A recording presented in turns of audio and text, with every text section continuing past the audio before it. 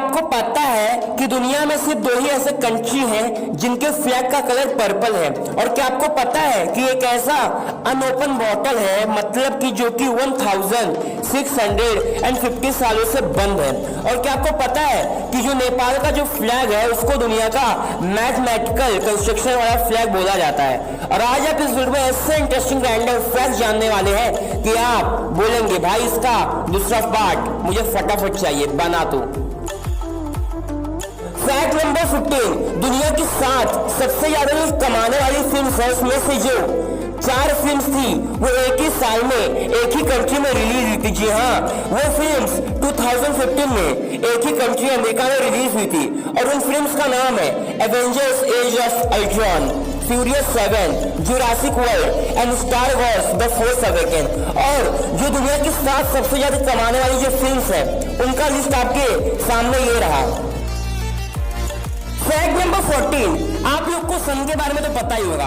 तो जो सन का जो सरफेस है उसका जो टेम्परेचर है वो है 10,340 डिग्री फ़ारेनहाइट। और आप लोग को लाइट के बारे में पता होगा, वही लाइट जिसको आप लोग जब भी छूते हैं तो आप लोग को शॉक लगता है, मतलब कि जब वो खुला हुआ रहता है कैसे तो आपको शॉक लगता है। तो उसका जो 1 वोल्ट रहता है, अगर आप लोग उसको डिग्री फ़ारेनहाइट में कन्वर्ट करेंगे लाइट के, तो वो आएगा 53,540 डिग्री फ़ारेनहाइट। तो अभी आप ही देख सकते हैं कि जो सन का जो सरफेस का टेम्परेचर है उससे 3 गुना ज्यादा एक लाइट के वोल्ट का टेम्परेचर है। बल्कि जो सन है वो हमारे दुनिया का, मतलब कि हमारे सोलर सिस्टम का एक इकलौता सोर्स ऑफ लाइट है, तो भी उसका जो टेम्परेचर है वो वोल्ट से बहुत ही कम है। It's unknown and great also. Fact number 13, Russia में एक विलेज है जिसका नाम है तसोकरा। और ये जो विलेज है ना, ये अपने एक ट्रेडिशन के लिए बहुत ही फेमस है और उसका ट्रेडिशन का नाम है टाइट ड्रॉप। और फ्रेंड्स, टाइट ड्रॉप का 2 मतलब होता है हिंदी में। पहला मतलब ये कि नंगे पांव चलना और दूसरा मतलब ये कि लकड़ी को पकड़ के रस्सी के ऊपर चलना, जैसा कि आप वीडियो में देख पा रहे हैं। 2 मतलब इसका होता है। सो ये जो ट्रेडिशन है ना, ये अपने पहले मतलब कि नंगे पांव चलने के लिए फेमस है और ये आज से 100 साल पहले ये ट्रेडिशन बनाया गया था और अभी तक नहीं पता चला कि ट्रेडिशन कहां से आया और किसने इसको बनाया। It's unknown now also. Fact number 12, Europe का एक कंट्री है जिसका नाम है आयरलैंड। और वो जो आयरलैंड है ना, उसका जो ऑफिशियल लैंग्वेज है वो है ईरिश। और उसी के बाजू में एक कंट्री आता है जिसका नाम है पोलैंड। और जो पोलैंड है ना, उसका जो ऑफिशियल लैंग्वेज है वो है पोलिश। लेकिन फ्रेंड्स, आयरलैंड में पोलिश लैंग्वेज बोली जाती है ज्यादा और पोलैंड में ईरिश लैंग्वेज ज्यादा बोली जाती है। ये कॉन्ट्राडिक्टरी होता है, मतलब कि दोनों में अपोजिट हो जाता है। ये ऐसे हो जाता है कि जो इंसान खाना बना रहा है खुद के लिए लेकिन दे देता है दूसरे को, दोनों में यही कॉन्ट्राडिक्टरी होती है। और ये बिल्कुल इसी तरह हो रहा है जैसे आइसलैंड और ग्रीनलैंड में होता है। फैक्ट नंबर 11, जैसे कि मैंने मेरे वीडियो के स्टार्टिंग में कहा कि दुनिया में सिर्फ 2 ही ऐसे कंट्री के फ्लैग हैं जिनके फ्लैग का कलर पर्पल है। अभी फ्रेंड्स, आप लोग के मन में क्वेश्चन उठा होगा कि मैंने बहुत सारे ऐसे फ्लैग देखे हैं। सो फ्रेंड्स, मैं बता दूं, मैं जो बात कर रहा हूँ ओनली नेशनल फ्लैग्स की बात कर रहा हूँ, नॉट अ ट्रेडिशनल और ओलंपिक फ्लैग। और फ्रेंड्स, ये जो कंट्री है ये साइबेरियन सी और पैसिफिक ओशन में बसा हुआ है। पहले का नाम है निकारागुआ और दूसरे का नाम है डोमिनिका, जैसे कि आप वीडियो में देख पा रहे हैं। फैक्ट नंबर 10, जैसा कि मैंने मेरे वीडियो के स्टार्टिंग में कहा था कि एक ऐसी बॉटल है जो कि 1650 सालों से बंद है, मतलब कि टोटल हो गए 1700 ईयर्स से ये बॉटल बंद है। और ये जो बॉटल है, जैसे कि आप वीडियो में देख रहे हैं, यही ये बॉटल है। और ये बॉटल है ना, ये रोम के टोम में पाई गई थी। अभी टोम मतलब कि हम लोग टोम को क्या बोल सकते हैं, किला बोल सकते हैं या फिर एक संदूकी बोल सकते हैं, जो बोल सकते हैं। अगर आप लोगों को पता है कि इसका परफेक्ट मीनिंग क्या होता है टोम का, मुझे कमेंट में जरूर बताइए। तो अभी आप लोग इसका शेप देखिए, इसका कलर देखिए कैसा है। और यही नहीं, आज से क्या मतलब कि आज से 1000 साल पहले भी वाइन या फिर शराब होती थी। क्या बात है, इट्स अननोन और ग्रेट।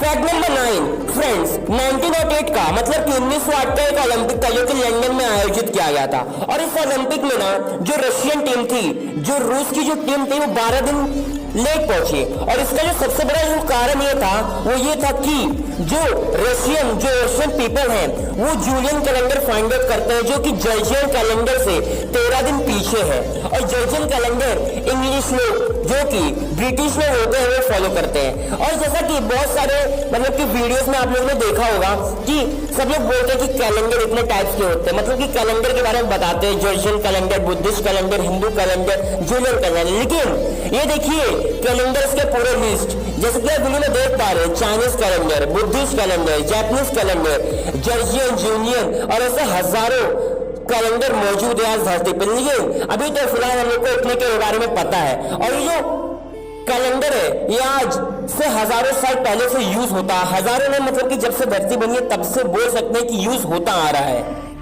फैक्ट नंबर 8, आप लोग एडिडास कंपनी के बारे में तो जानते होंगे जो कि आज एक बहुत बड़ी कंपनी है। तो 2017 में एडिडास कंपनी ने 1 million pairs of shoes design किए और उसको सिर्फ डिजाइन नहीं किया बल्कि उसको बेचा भी। और वो शूज था ना वो बना था रिसाइकल प्लास्टिक से, जो कि मतलब कि जो प्लास्टिक कचरे में फेंक दिया जाता है, पानी में फेंक दिया जाता है, उसको एडिडास कंपनी वालों ने उठाया, उसको रिसाइकल किया। देन आफ्टर दैट उन्होंने जो पेयर्स ऑफ शूज थे उसको बनाया। और यही नहीं, उन्होंने एक पेयर शूज में 11 रिसाइकल्ड बॉटल्स का यूज किया।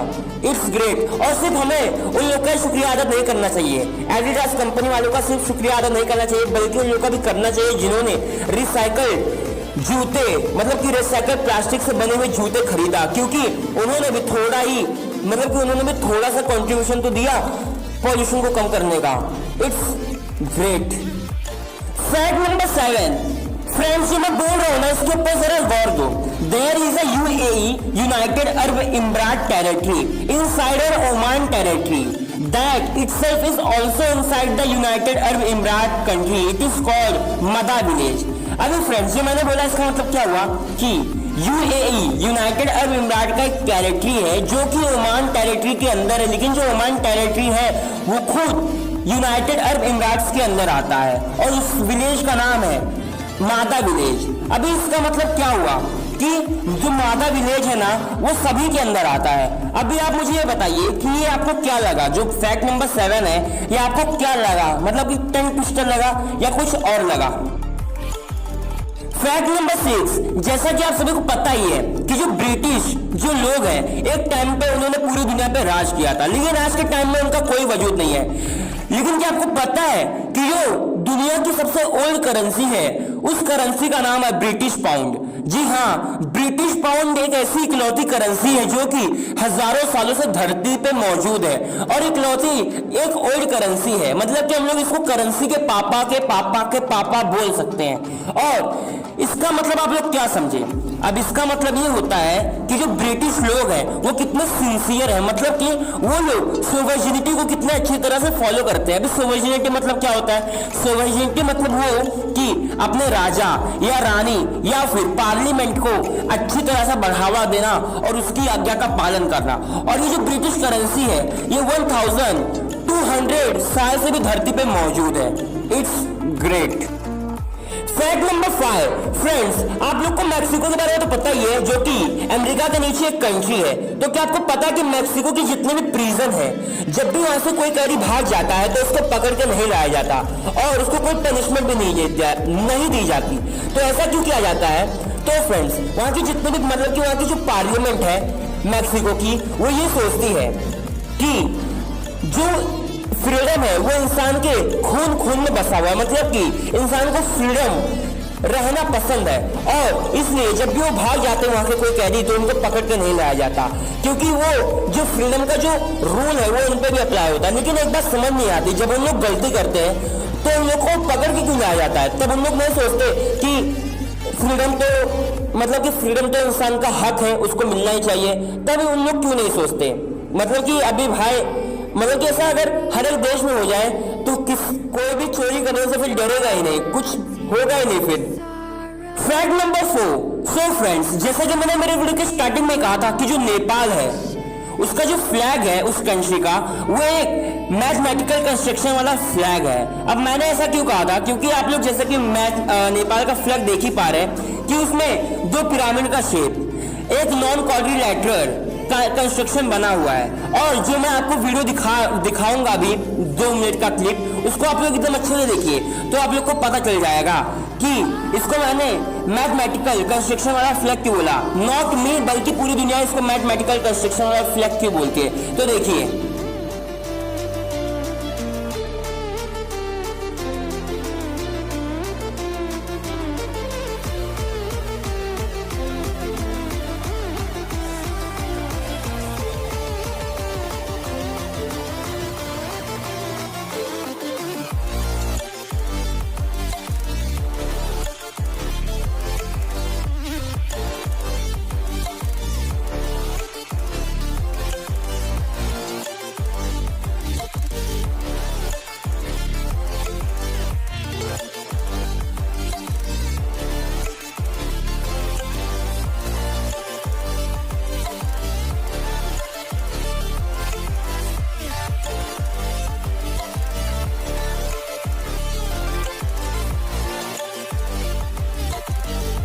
फैक्ट नंबर 3, आप लोग माउंट रशमोर के बारे में तो जानते होंगे।